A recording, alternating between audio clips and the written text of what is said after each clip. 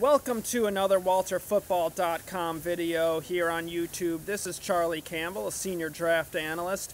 Walt and we've been talking about putting together some more NFL videos for the channel. Got a lot of topics I want to hit on. I want to hit on some draft philosophies, going over some of the best GMs, some of the worst, digging into other issues facing the league these days. So I'm going to try and keep these short, keep them sweet and to the point.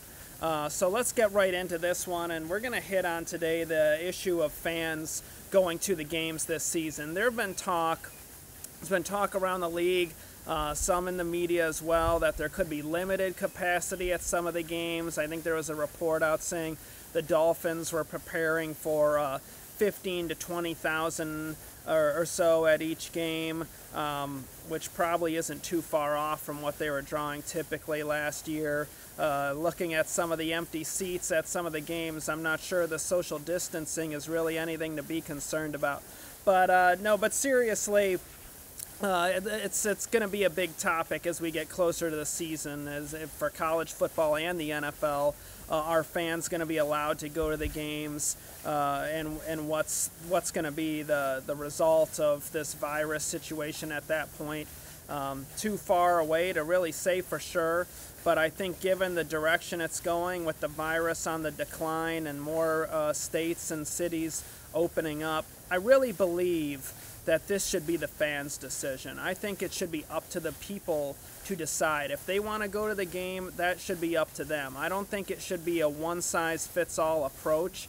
I don't think that's fair to the fans. I think here in Tampa, there's a lot of fans that are excited about the Bucs for the first time in a long time, and the idea of not being able to go see Tom Brady and Gronkowski after what they've had to endure, I think really isn't fair for Bucs fans. I think it should be up to people to decide whether they want to quarantine or not. And now when you have certain cities like, say, Los Angeles, that has had a bit stricter rules in terms of the quarantine on people, you know, I think a lot of that kind of got blown out of the water with allowing rioters and protesters to form into groups, people not wearing masks and whatnot. So if you're going to allow that, why can't you allow people to go to Rams games or Chargers games? So at this point, I really think that it should be up to people to decide. Now, would I go to a game? Yeah, I'm hoping to. I'd love to go to see a Bucs game this year. If they're playing on a Monday or Thursday night, I don't remember the schedule off the top of my head. Probably could go to a game and cover it in the press box, but I'd prefer to relive the fan days, which I haven't been able to do in, gosh, well over a decade at this point.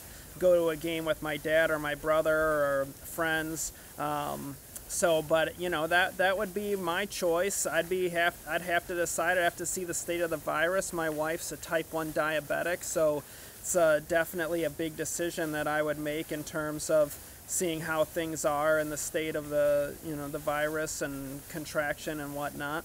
So in my opinion, that's a decision I make, and if I decide to quarantine, that shouldn't be something that's forced onto other people. So in my opinion, this decision about fans at the games next year definitely has to be something that is up to the fans. They should decide if they want to quarantine. That's their choice. They don't have to leave. They don't have to go to games. But you shouldn't let that decision be forced onto fans who do want to go.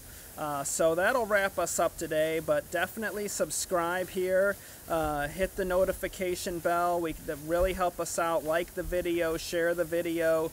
You can follow me on Twitter at Draft Campbell. Follow Walt on Twitter at WalterFootball. Check out WalterFootball.com. We got tons of great content going up all through the summer, getting you ready for fantasy drafts and the regular season and college football and everything. So it'll be great to chat with you guys here in some of these videos, and we'll be back with you later.